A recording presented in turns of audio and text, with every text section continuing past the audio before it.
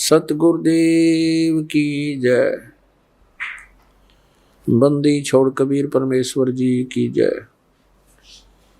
बंदी छोड़ गरीबदास जी महाराज जी की जय। स्वामी राम देवानंद जी गुरु महाराज जी की जय।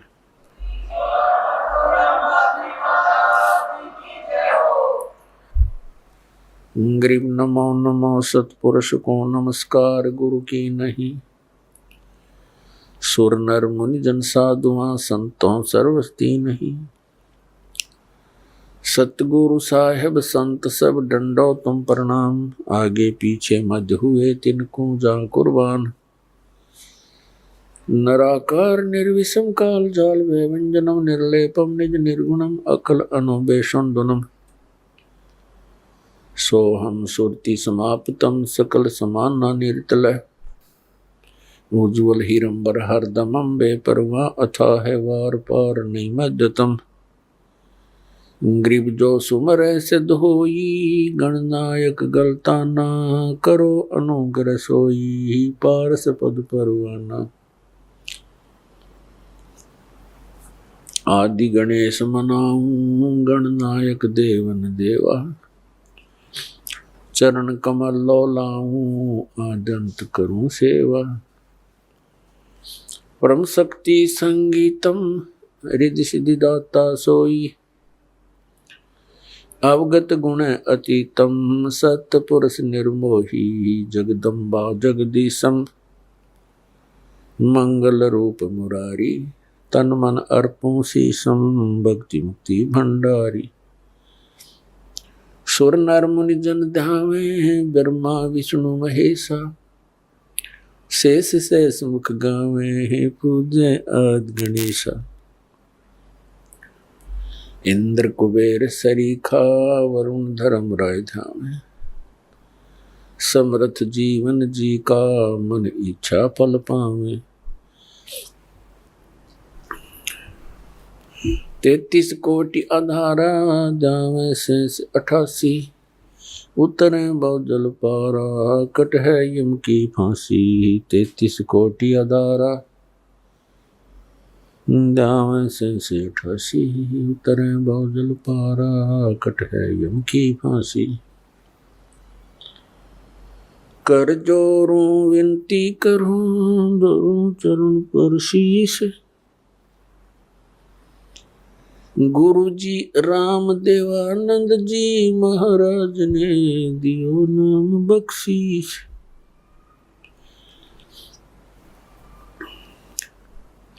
कोटि कोटि सिजदा करूं कोटि कोटि प्रणाम।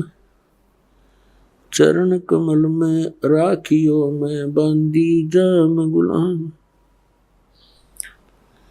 कुत्ता हूँ गुरुदेव का रामपाल दास का नाम। गले प्रेम की जेवड़ी आँखें चोहा जाऊं। तो करो तो बावड़ू दूर दूर करो तो जाऊं। जो रखो तो ही रहूं जो देवो सो खाऊं।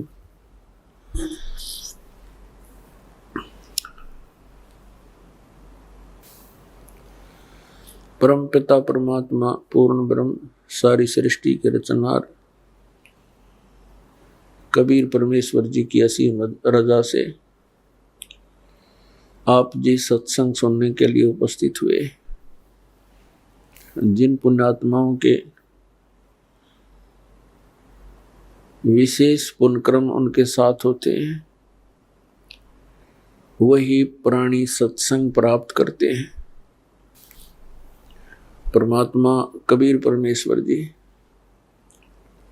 ये हम सभी आत्माओं के जनक हैं। ये पिता हैं हमारे और हम अपनी गलती के कारण इस काल के जाल में फंस गए। अब यहां पर कोई प्राणी सुखी नहीं है। यहां तक कि स्वर्गलोक के देवताओं को भी चैन नहीं है।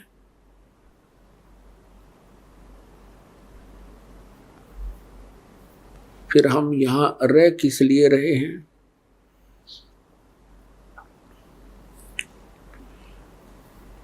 ये हमें भी मालूम नहीं था। हमने इस जन्म और मृत्यु को और संतानों उत्पत्ति और परवरिश को, इनके पालन लालन को, विवाह को, बस इसी काम को अंतिम मान रखा था कि हमारा इतना ही कर्तव्य है।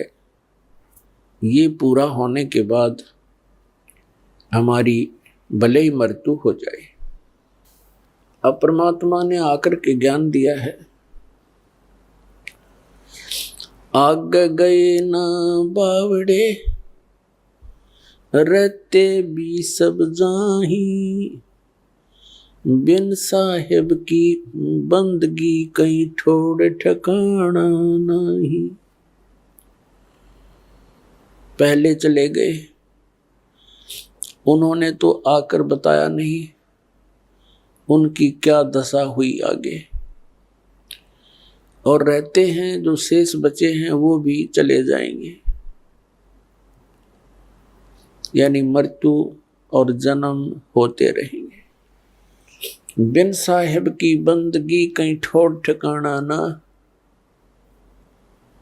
परमात्मा की सत्पुरुष की भक्ति के बिना इस जीव को कहीं स्थायी स्थान नहीं प्राप्त होता है। जैसे मनुष्य शरीर के अंदर प्राणी की मृत्यु होनी डेफिनेट है, यहां मृत्यु हुई पुण्य और पाप के आधार से आगे इसको स्थान मिलता है। पुण्यों के आधार से स्वर्ग प्राप्ति होती है। स्वर्ग का समय सीमित होता है, वो उसके पुण्यों पर आधारित होता है। जब स्वर्ग के अंदर उसके पुण्य की पूंजी समाप्त हो जाएगी, उसको कुछ समय पहले ही अलर्ट कर दिया जाता है कि अब तेरा जाने का समय आ चुका है। ये और समस्या है वह स्वर्ग के देवताओं की, स्वर्ग के वासियों की। वासियों को उनको पहले पता लग जाता अब तुम्हारी मृत्यु होगी।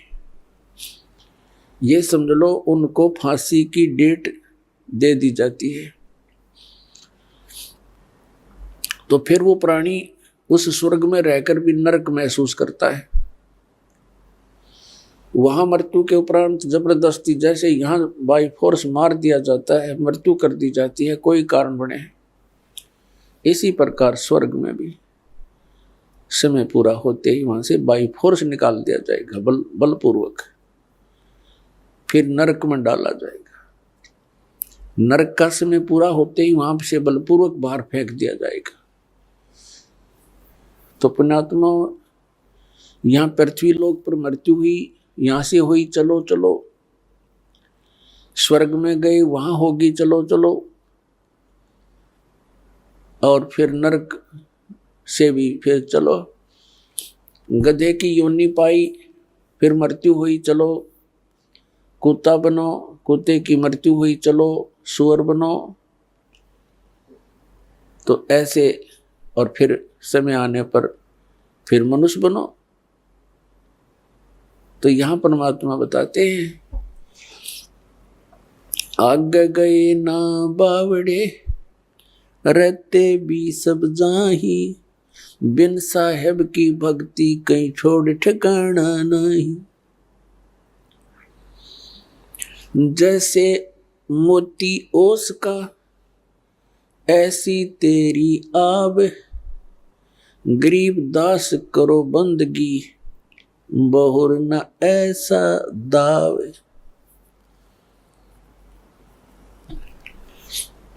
अब क्या बताते हैं, आपका मानव शरीर ऐसा है जैसे सुबह सुबह ओस गिरती है घास पर, कांटों पर, पत्तों पर, और सूर्य उदय होते ही 1 घंटे के अंदर उसका नामो निशान नहीं होता। तो यहां बताते हैं परमात्मा, गरीबदास साहिब जी कहते हैं परमात्मा से प्राप्त ज्ञान को, जैसे मोती ओस का ऐसी तेरी आयु ऐसी है, और गरीबदास कर बंदगी बहुरनी ऐसा दाव। अब दाव कैसा है? मनुष्य शरीर एक दाव लगा हुआ है आपका, और इस दाव को चूक गए फिर बहुत लंबा कार्य प्रारंभ हो जाएगा। 84 लाख योनियों में भ्रम भटक कर कष्ट उठा करके फिर कभी मानव शरीर प्राप्त होगा, तो यही क्रियाएं फिर हम करते रहेंगे। तो पुण्यात्माओं, परमेश्वर ने बताया है, सुखदेव ने 84 भुगती बना पजावे खरवो, तेरी क्या बुनियाद पुरानी तू पेंडा पंथ पकड़वो। सुखदेव जैसे ऋषि ने भी 84 लाख योनियों के कष्ट उठाए, और बना पजावे खरवो, खर माने गधा, कुम्हार के पुजावे पर यानी उस किलन पर जहां ईंटें पकाई जाती हैं और जहां पर बर्तन पकाए जाते हैं उसको पुजावा बोलते हैं, पुजावा यहाँ की भाषा। और खर माने गधा।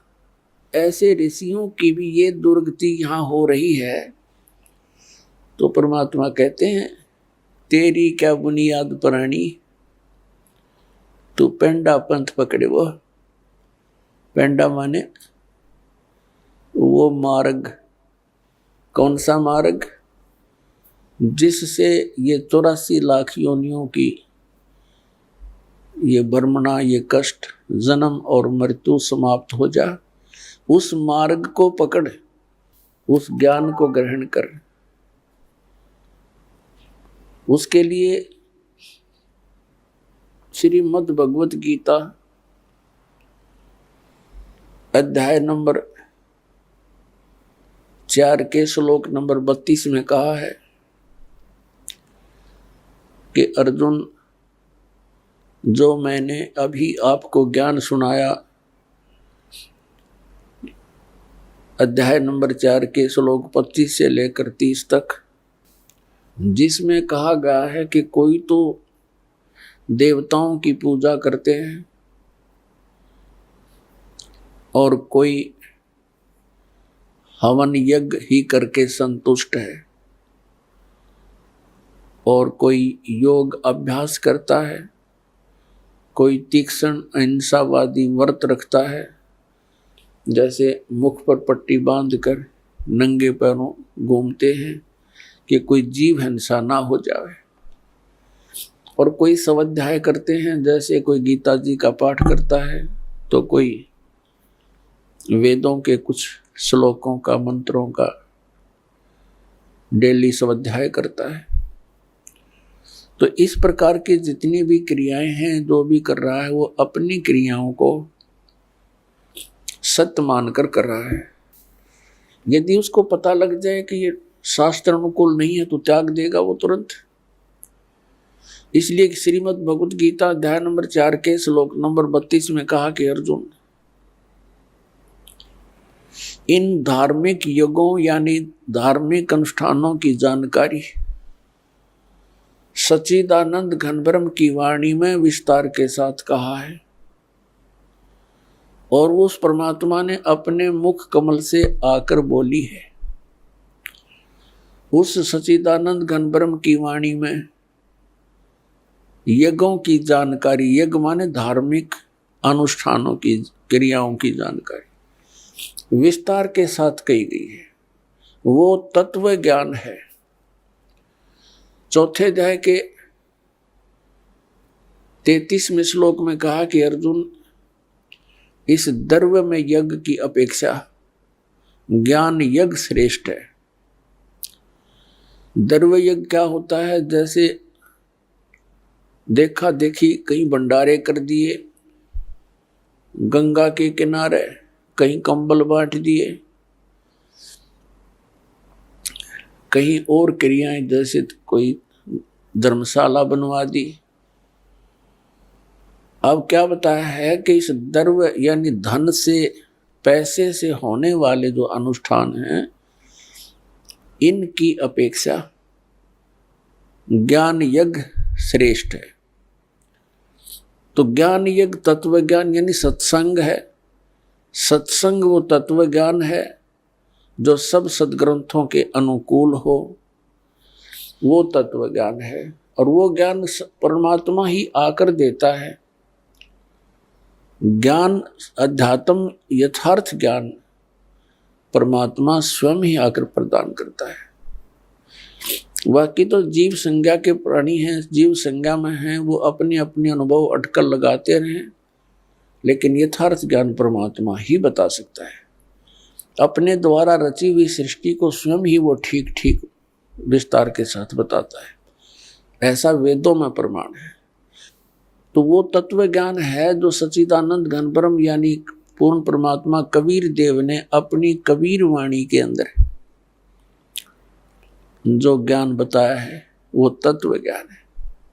गीता ज्ञान दाता चौथे अध्याय के 34वें श्लोक में कहता है कि अर्जुन, उस तत्व ज्ञान को जो सच्चिदानंद घन ब्रह्म की वाणी है, यानी उस परमात्मा द्वारा बताया गया वो तत्व ज्ञान है, उसको तू तत्वदर्शी संतों के पास जाकर समझ। उनको दंडवत प्रणाम करने से, कपट छोड़कर उनकी सेवा करने से वो तत्वदर्शी संत तुझे परमात्म तत्व का ज्ञान कराएंगे।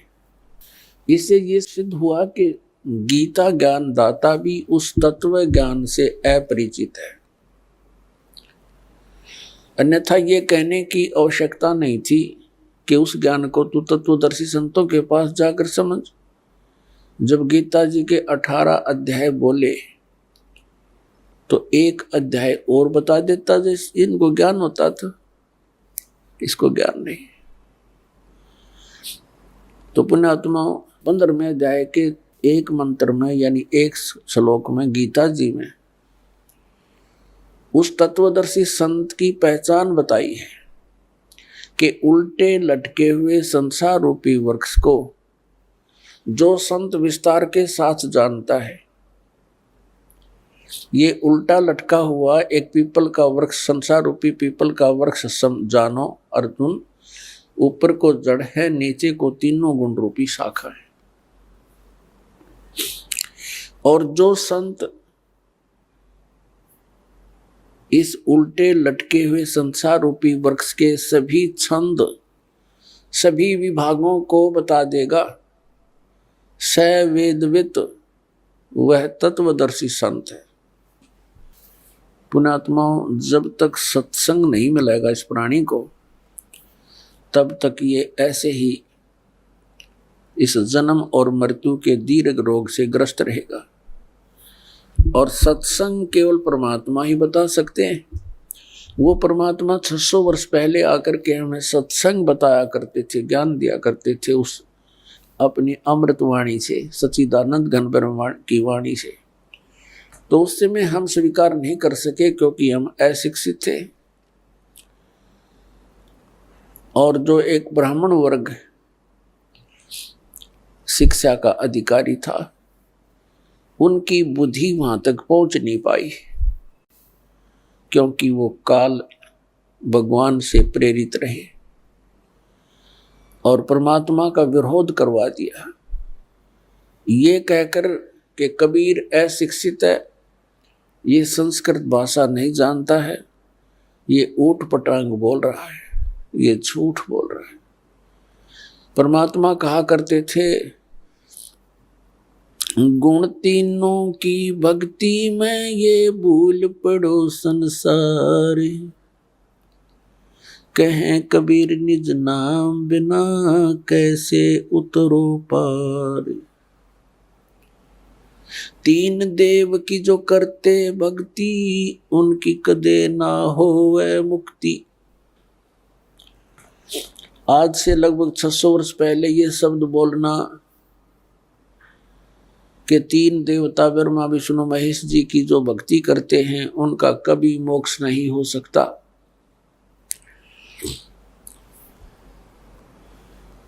पुण्यात्माओं, 600 वर्ष पहले ये बात कहना, अपनी मौत को आमंत्रण देना होता था, अपनी मौत को निमंत्रण था। लेकिन वो तो अविनाशी थे, वो तो परमात्मा थे, और उन्होंने उस समय ये शब्द बोले थे। और ऐसा घोर विरोध किया था उस मालिक की। उन लीलाओं को जो पढ़ते हैं आंखों से आंसू नहीं सूखते। ऐसे जुल्म गुजारे थे उस परम पिता के ऊपर, हमारे भगवान अपने पिता के ऊपर। अब जो विरोध कर रहे थे वो भी उसी के बच्चे, ब्राह्मण, काजी, मुल्ला, उसी परमात्मा के बच्चे हैं। उस परमेश्वर ने किसी को भी दुराशीष नहीं दी, नहीं तो वो समर्थ शक्ति एक पल में, अगर इन दूसरों वो हमारे पिता ना होते तो उनको बहुत कुछ दंड दे देते, ऐसा दे देते पूछो मत।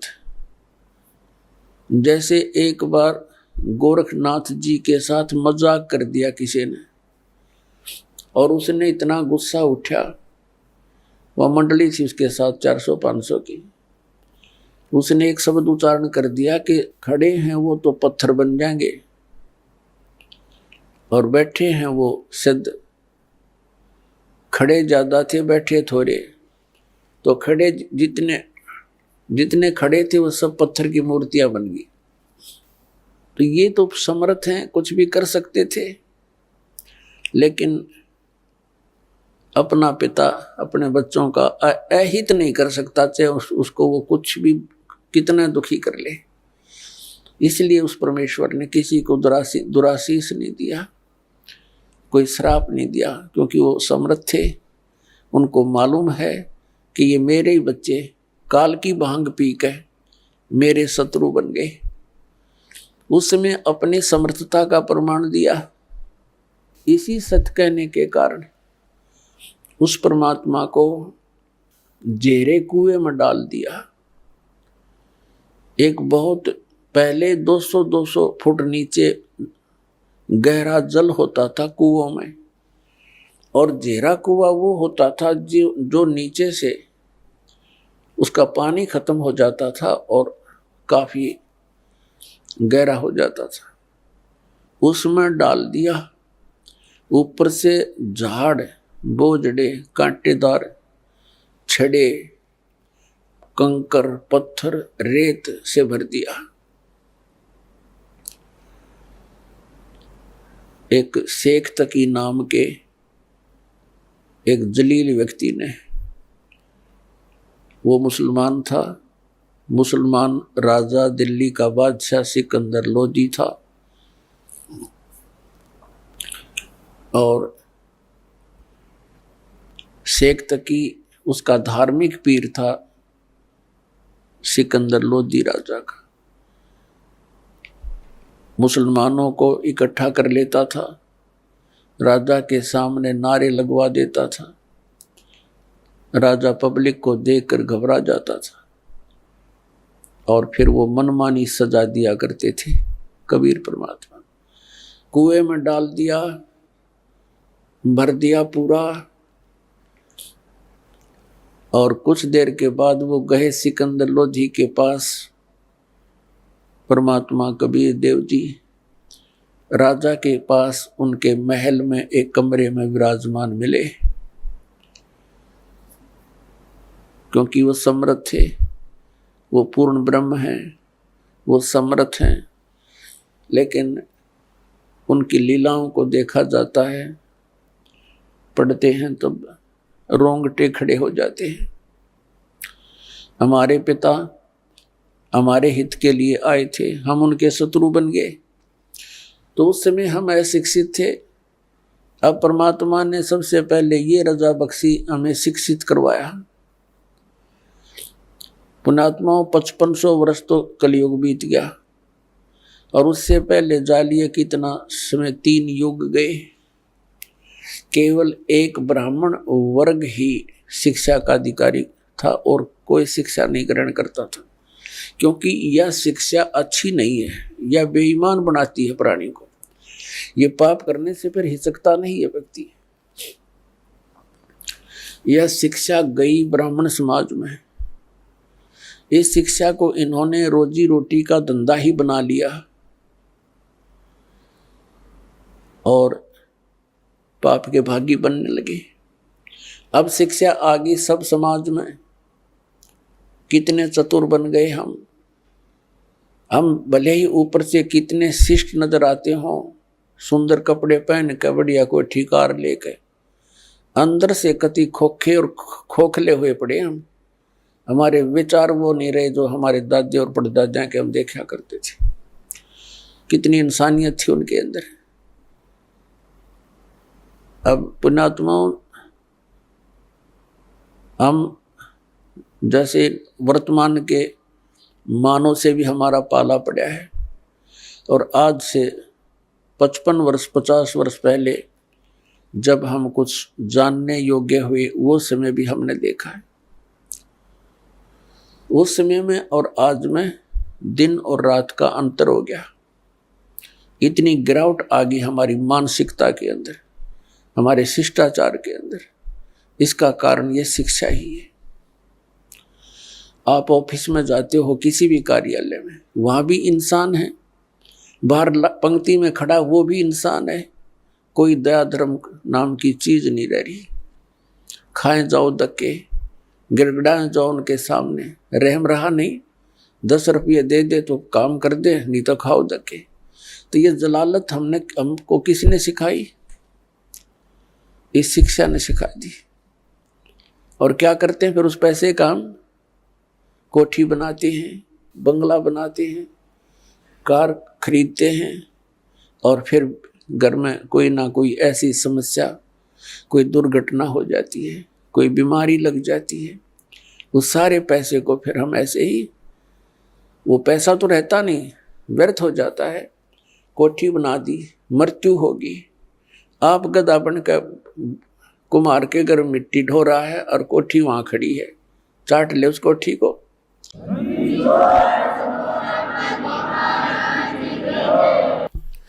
तो पुण्यात्मा, इस ज्ञान से हम इस माया से वापस होंगे, क्योंकि ये माया दुश्मन है हमारी। और इस माया का हम प्रयोग कहाँ करते हैं? हमने परंपराएं गलत बना ली। विवाह करते समय पूरा ड्रामा कर बैठते हैं। पता नहीं किस किस प्रकार से हम अपने इन क्रियाओं को जो एक सिंपल वे से करनी चाहिए थी, हम ड्रामा बना रहे हैं। विवाह करते हैं, लड़के वाला खुशी मनाते हैं, लड़की का विवाह होता है, डीजे बजते हैं। अरे ब्याह 2 बच्चों का होना है और परमात्मा ने कर रखा होता है, क्योंकि संयोग भगवान ही जोड़ के भेजता है, जीव नहीं जोड़ सकता, या भूल है इसकी।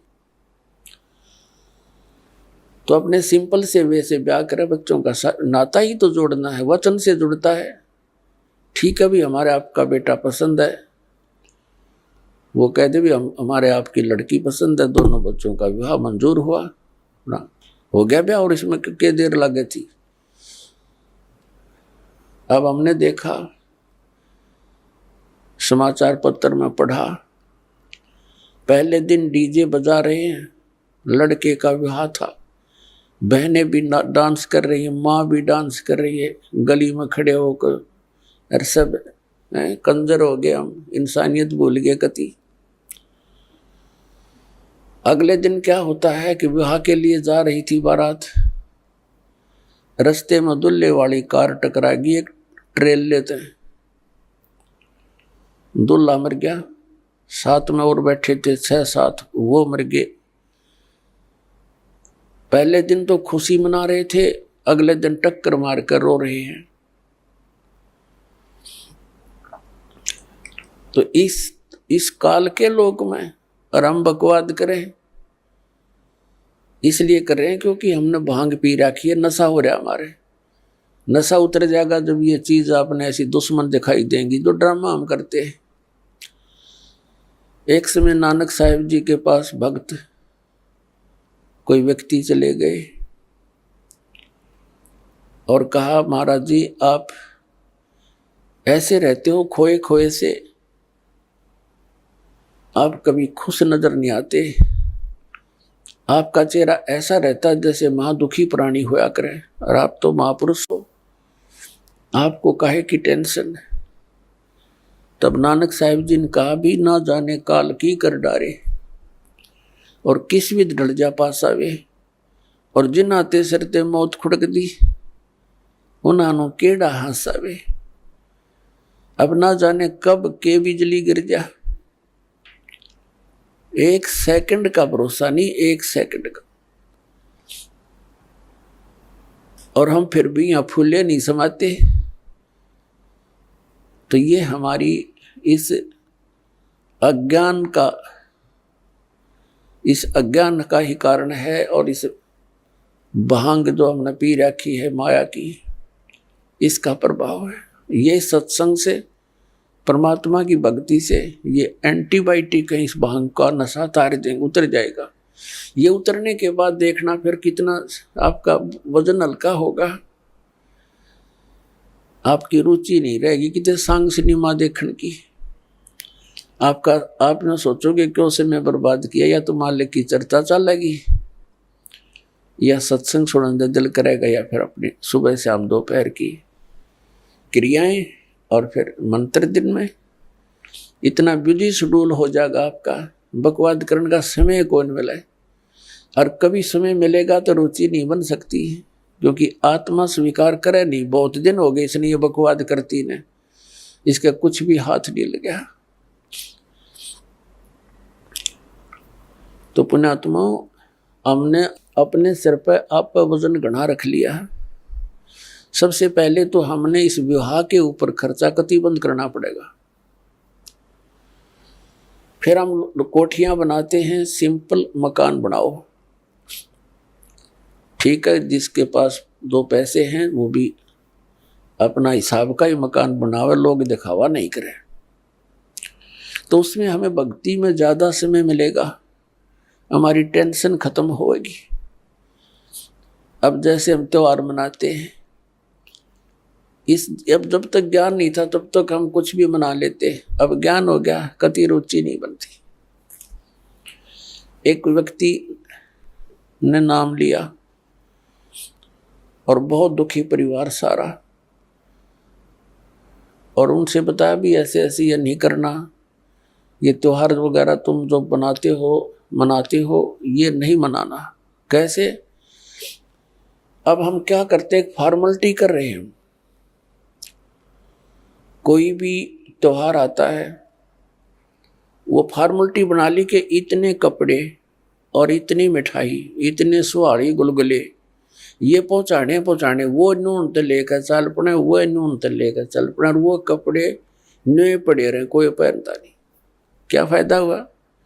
एक बच्चा होता है, 4 बुआ है उसके, चारों लाऊंगी जुगले छह, और 6 महीना पाछो बच्चा बड़ा हो जाओ, पैर जो गिरे कोई ना वो वही की तो फूकने पड़े। क्या फायदा इन बकवादों का? तो इस तरह हमने इन सभी क्रियाओं को इन ज्ञान विचार से समझकर फिर इनसे उल्टा हटना है। और ज्ञान बिना तो हम देख लकीर पीट ही रहे हैं, वो नहीं पीटनी फिर हमने, हम बालक नहीं रहे, क्योंकि ज्ञान हो गया, हमने परमात्मा का नाम मिल गया, यहाँ का पता लग गया क्या स्थिति है। तो इस प्रकार हमने इन क्रियाओं से वापस होना है। फिर नानक साहब जी से पूछा कि हे भगवान, क्या आप कभी भी खुश नहीं होते? तब उन्होंने कहा कि साध मिले साढ़े शादी होंदी, और बिछड़ द्या दिलगिरी वे, अख दे नानक सुनो जहाना मुश्किल हाल फकीरी वे। साध मिले साढ़े शादी होंदी, भक्तों से हमारा मिलन होता है। मेरे बच्चे जो मेरे शिष्य हैं, ये मेरे पास आ जाते हैं सत्संग के समय, तो हमारे एक विशेष खुशी होती है। हमारे यह शादी है, ये विवाह है हमारा, आत्मा का विवाह परमात्मा से होता है। कहते साध मिले साढ़ा शादी होंदी और विछड़ जाए दिलगिरी वे। जब ये यहाँ से सत्संग सुनकर जाते हैं तब मुझे फिर उदासी छा जाती है। क्यों छा जाती है? कि ये बच्चे परमात्मा के हंस इस ज्ञान से कुछ परिचित हुए हैं और अब ये जा रहे हैं उन लोगों के बीच में जो परमात्मा के ज्ञान से अपरिचित हैं। और कहीं ये बच्चे अपना नियम भंग करके और उन लोगों के विचारों को सुनकर अपनी दिशा ना बदल लें, ये नाम से वंचित ना हो जाए। और जब ये वापस आ जाते हैं एज इट इज, तो मुझे खुशी होती है कि मेरी फसल में कीड़ा नहीं लगा। तो कहते साध मिले साढ़ा शादी होंदी और बिछुड़ जा दिलगिरी वे।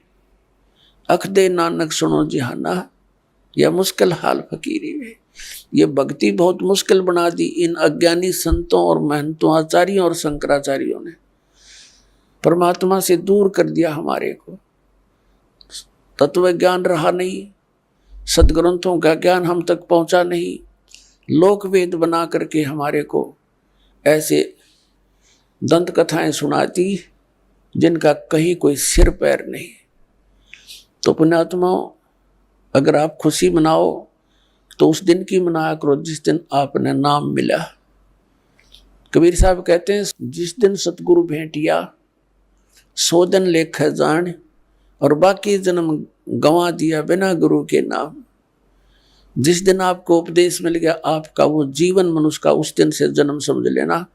उससे पहले आपका मनुष्य जीवन नहीं था, लेकिन शरीर बेशक मनुष्य का था। जा दिन सतगुरु भेंटिए सो दिन लेख जान, बाकी समय व्यर्थ गया तेरा बिना गुरु के नाम।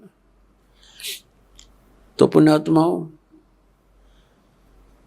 परमात्मा की कृपा से आपको ये सत्संग मिला है, तो सबसे पहले मालिक ने हमारे को शिक्षा देनी पड़ी, और इस शिक्षा के बिना हम भगवान को पहचान नहीं सके थे।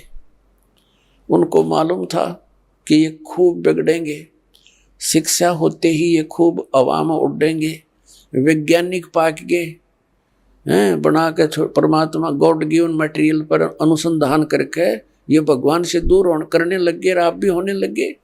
कहीं भगवान नहीं है, एक विश्व नियम है, एक एलिमेंट खोज लिया है, उससे सब कुछ बनता है। वो एलिमेंट किसने बनाया? इन वैज्ञानिकों ने बना दिया। परमात्मा के मटेरियल के ऊपर बकवाद करते हैं। अगर 2 वर्ष वर्षा ना हुआ ना, ये वैज्ञानिक भी इनके सारे इंस्ट्रूमेंट अड़क पड़े जड़े, जंग लाग जाए इनके अंदर। भगवान के रहम को बुला दिया।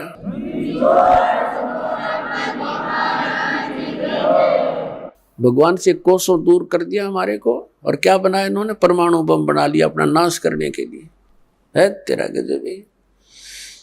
और पुण्यात्माओं, ये इंटरनेट और ये प्रोजेक्टर, टेलीविजन, ये परमात्मा का दिया हुआ ज्ञान है, जीव सत्र का नहीं है। कि किसी का भूल हो कि मनुष्य बना दे ऐसे आइटम।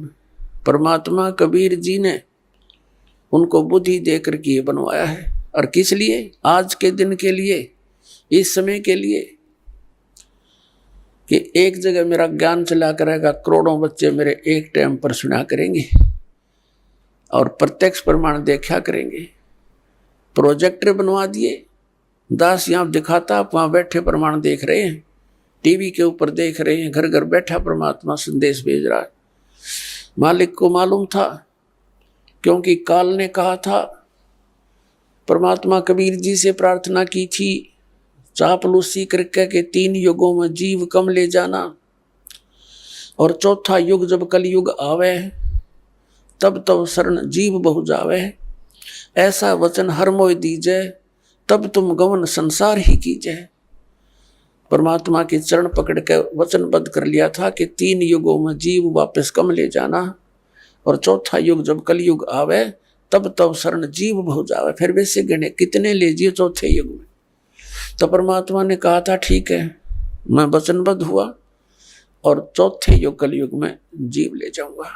तब एकदम जब देख लिया ना वचनबद्ध हो गए, उसी समय आंखें पलट ली भस्मासुर की तरह और कहने लगा बेशक कलयुग में तुम आ जाना, कलयुग में ऐसे कर दूंगा इन प्राणियों को कि ये भक्ति योग्य नहीं रहेंगे, इनके इतने मलिन आत्मा कर दूंगा और मंदिर मस्जिद और छोटी तीर्थों पर इनके ऊपर धामों के ऊपर आश्रित कर दूंगा और देवी देवताओं की पूजा पर इनको आरूढ़ कर दूंगा। आपकी कोई भी बात नहीं सुनेगा और आ जाना बेशक।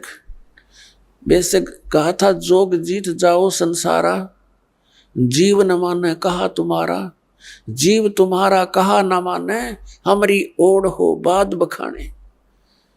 ऐसे उल्टे पाठ पढ़वा दूंगा अपने नकली दूध बेच के कि तुम्हारे साथ तुम्हारे ही बच्चे वाद विवाद क्या करेंगे मेरी और मेरा पक्ष में हो करके। जैसे परमात्मा 600 वर्ष पहले आए थे, उस समय वो क्यों आए थे?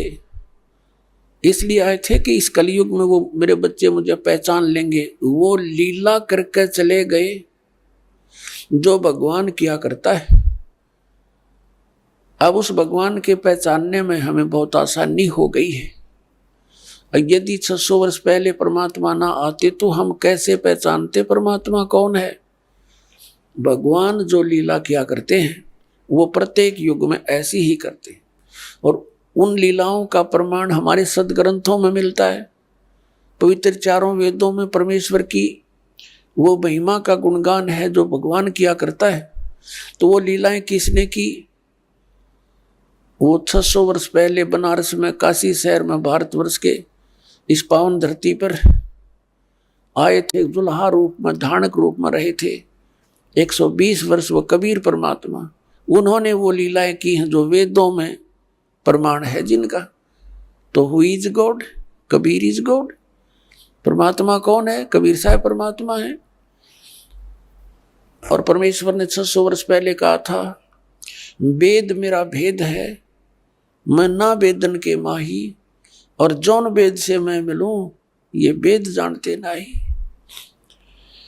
परमात्मा ने कहा था कि ये चारों वेद मेरा ही भेद यानी मेरी महिमा का गुणगान ही कर रहे हैं, लेकिन इन 4 वेदों में वर्णित विधि से मेरी प्राप्ति नहीं हो सकती, सतलोक प्राप्ति नहीं हो सकती,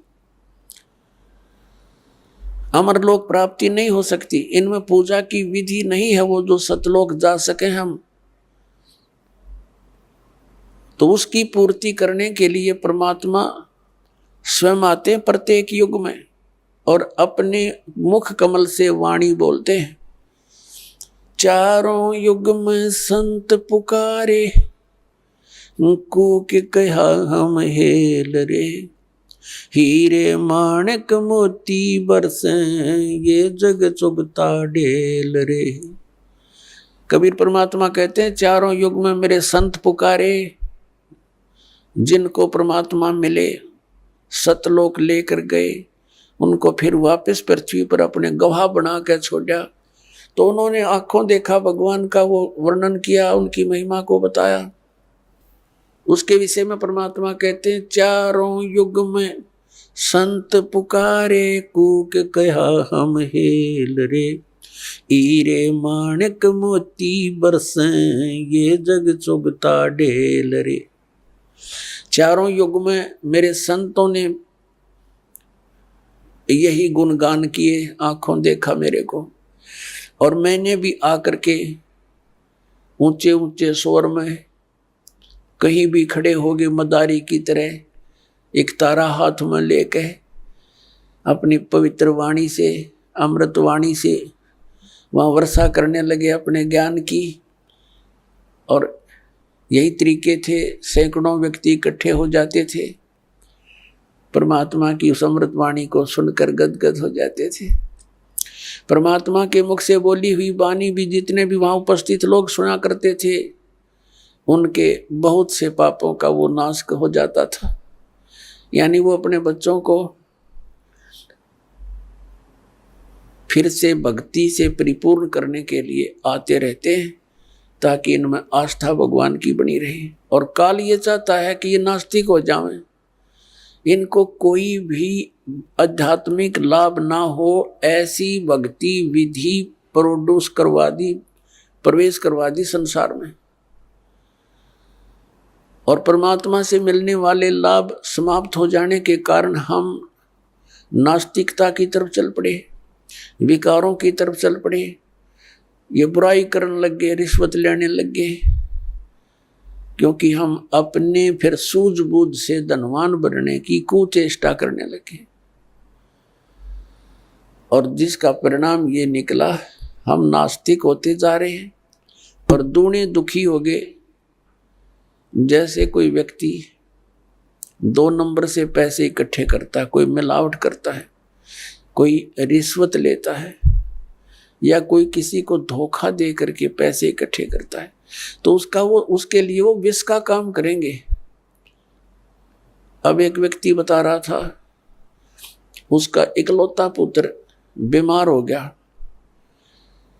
पहले तो देश अपने लोकल डॉक्टरों को दिखाते रहे, कभी आराम हो जाए, कभी फिर हो जाए। फिर ऐसे ही साधु संतों के चक्कर में पड़ गए। फिर लास्ट में जब बिल्कुल वो एट द डेथ हो गया, मरने को हुआ, तो उसको फिर पीजीआई ले गए, वो ऑल इंडिया इंस्टीट्यूट दिल्ली लेकर गए। उसकी दोनों किडनी फेल हो गई, किडनियों का ऑपरेशन हो गया, किसी रिश्तेदार ने दे दुआ दिए हुए। तो फिर क्या हुआ, वो लड़का स्वस्थ हो गया। पैसे लग गए लगभग 3 लाख से ऊपर। आज से लगभग 30 वर्ष पूर्व की बातें हैं।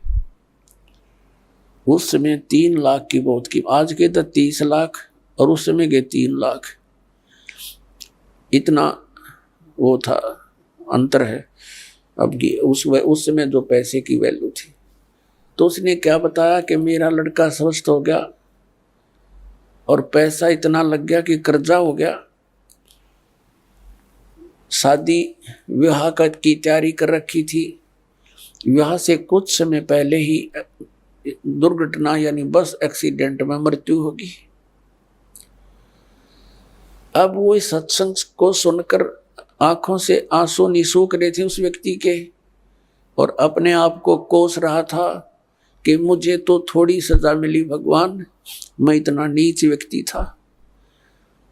अपने बच्चे को सुखी करने के लिए, इसको कार और कोठियों में देखने के लिए मैंने इतनी ऐसी गलतियां की कि अब मेरा कलेजा फटकर आता है।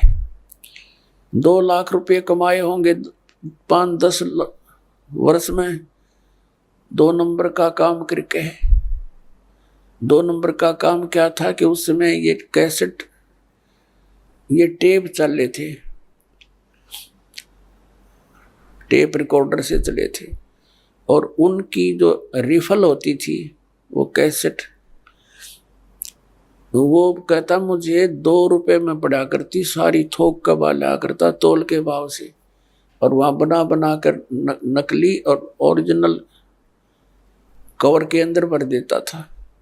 मुझे 2 रुपए में पड़ा करती वह सारी, और मैं 32 रुपए में बेचा करता, और वो जाते टूट जाती, मेरे पास आते मैं फेंक देता, मैं क्या करूं। और आज मुझे वह सजा सही मिल गई। तो पुण्यात्मा, अब उसको बताया गया, सत्संग में बताया जाता है कि जो पैसा आपने 2 नंबर से कमाया वो पैसा तो रहा नहीं, आपके पास क्या रहा, वो पाप रह गए जो आपना भी भोगने शेष है, और पैसा चला गया। तो पुण्यात्मा, जब आप ज्ञान होगा आपको, ये कोई बालकों की बताई हुई बातें नहीं है, ये गॉड गिवन परमात्मा का दिया हुआ विधान है, उनका बताया हुआ ज्ञान है। ये कोई डूम बाट के गीत नहीं किसी ने स्वार्थवश गा रखे होंगे। परमार्थी परमात्मा ने सतपुरुष कबीर साहब ने आकर ये विधान बताया है कि बच्चों तुम विष खाना छोड़ दो, यदि यहाँ भी सुखी रहना चाहते हो जब तक तुम्हारा जीवन शेष है।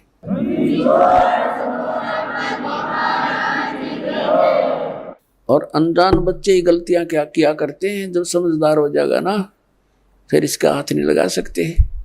जैसे छोटा सा बच्चा सर्प को भी पकड़ लेता है और उसको डस देता है, वो मर जाता है, उसको ज्ञान नहीं कि कितना भयंकर जानवर है।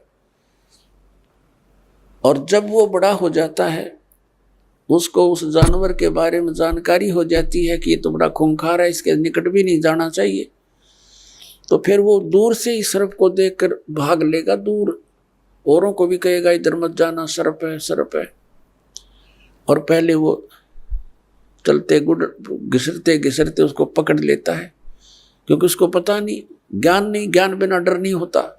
तो तत्व ज्ञान से आपको डर बनेगा। फिर उसके बारे में बताया है कि जैसे किरका जहर का रंग होरी हो, कहो कौन तिस खावे राम रंग होरी हो। जैसे विष का यानी जहर का एक कण भी पड़ा हो कहीं पर और ये पता लग जाए ये कण विष का है, कहते उस कण ने भी कौन खावे। किरका छोटा सा कण, और हम बोतल की बोतल पीवा जहर की, यानी कुछ भी ठा जा कोई आंट रही ना। बताओ किसी क्षेत्र में देख ले हाहाकार मची हुई है, किसी भी फील्ड में जाके देख लो इंसान को संतुष्टि संतोष रहा नहीं। तो यहाँ फिर पता लगेगा कि जैसे किरका जहर का रंग होरी हो, कहो कौन तिस खावे राम रंग होरी हो। यानी हम धन इकट्ठा करते हैं खुशी मनाने के लिए, तो परमात्मा कहते हैं खुशी तो आपको परमात्मा के रंग में रंगे जाओगे ना, तब ये खुशी होगी, होली होगी आपकी असली होली फिर होगी, और रोज होगी आपका होली फिर वह। इस प्रकार ये ज्ञान होने से पुण्यात्मा हम बहुत से पापों से वैसे ही बच जाएंगे और फिर परमात्मा पाएंगे। तो पुण्यात्माओं प्रसंग चल रहा है कि परमात्मा की भक्ति ना करने से मानव कितना दुखी हो रहा है। श्रीमद् भगवद गीता अध्याय नंबर 4 के श्लोक नंबर 32 में कहा है कि वो सच्चिदानंद घन ब्रह्म ने अपने मुख कमल से जो ज्ञान दिया है वो तत्व ज्ञान है, वो तत्व ज्ञान है जिससे आपका मोक्ष होगा, सब कर्म बंधनों से मुक्त हो जाएगा। और उस तत्व ज्ञान को मैं नहीं जानता, गीता ज्ञान दाता कहता, तत्वदर्शी संतों से पूछ ले, वो बताएंगे। इसने तो अपना पल्ला झाड़ दिया और 18 अध्याय भी बोल दिए, बात वहीं की वहीं छोड़ दी। फिर उस तत्वदर्शी संत की पहचान बताई है गीता अध्याय नंबर 15 के श्लोक नंबर 1 में श्रीमद् भगवद गीता में, के उल्टे लटके हुए संसार रूपी वृक्ष को, ये संसार रूपी उल्टा लटका हुआ वृक्ष जानो। ऊपर को जो जड़ है वो तो पूर्ण परमात्मा समझ लो, परम अक्षर ब्रह्म सतपुरुष, और ऊपर के लोक जहाँ वो मालिक रहता है वो अमर लोक है, वो सारे मिलकर अमर लोक है वो। लेकिन उसके 4 डिवीजन हैं, एक सतलोक है, दूसरा अलख लोक है, फिर अगम लोक है, और चौथा फिर अकह लोक अनामी लोक है। वो सारा अमर अक्षेत्र है, वो शाश्वत स्थान है। और उससे कहते नीचे ऊपर को जड़, नीचे को तीनों गुण रूपी शाखा, रजगुण ब्रह्मा, सतगुण विष्णु, तमगुण शिव जी रूपी शाखा है। अब गीता ज्ञान दाता ने तो सिर्फ इतना बताया है, ऊपर ने तो जड़ है उसकी और नीचे ने तीनों गुण रूपी शाखा है, बाकी सब छोड़ दिया। फिर बताया कि जो इस संसार रूपी वृक्ष के सभी विभाग बतावेगा, सवेदवित, वो तत्वदर्शी संत है। पुण्यात्मा 600 वर्ष पहले परमेश्वर आए थे ये तत्व ज्ञान बताने के लिए, और उस समय उन्होंने क्या बताया था, अक्षर पुरुष एक पेड़ है, सरपुरुष वा की डार, और तीनों देवा शाखा हैं ये पात रूप संसार। अपने द्वारा रची हुई सृष्टि को रचनहार ही बता सकता है। और परमात्मा ने ये भी कहा था, गुण तीनों की भक्ति में ये भूल पड़ो संसार, कहें कबीर निज नाम बिना कैसे उतरो पार। तीन देव की जो करते भक्ति, उनकी कबू ना हो मुक्ति। अब वो क्या करते सच्चाई, और हम न लागी कड़वी, हम अपने पिता के दुश्मन हो गए, उनसे विमुख हो गए, और जिसके कारण हम आज तक धक्के यहीं खा रहे हैं। तो पुण्यात्माओं, जिस ज्ञान को न तो गीता ज्ञानदाता जानता, और वो ज्ञान परमात्मा ने 600 वर्ष पहले कबीर जी ने बोलकर अपनी अमृतवाणी में लिखवा रखा है, जिसको ये अशिक्षित बतावे थे। तो पुण्यात्माओं, ये भी एक विशेष रजादाता की, क्योंकि वो तो परमात्मा है, और परमात्मा का कोई भी जो क्रिया है, कोई भी कार्य है, उसमें कोई त्रुटि नहीं हो सकती। यदि उस समय वो दाता ब्राह्मण वर्ग में आ जाते और थोड़ी बहुत कोई संस्कृत भी सीख लेते और ज्ञान यही बता देते, तो हम ये नहीं मान सके थे ये भगवान थे। हमने ना सोचा इनका समझ में आ गई होगी और ब्राह्मणा का ही ना होगी, ये भगवान नहीं है। अब क्लियर हो गया, जो अशिक्षित अक्षर ज्ञान जानता नहीं, और वो ज्ञान बता रहा जो वेदों और हमारे पुराणों में लिखा हुआ है। और हमारे धर्म गुरु आचार्य शंकराचार्य ब्राह्मण ऋषि महर्षि संत और महंत, इनको कख नहीं पता उन पुराणों और वेदों और गीता का। तो who is God? Kabir is God.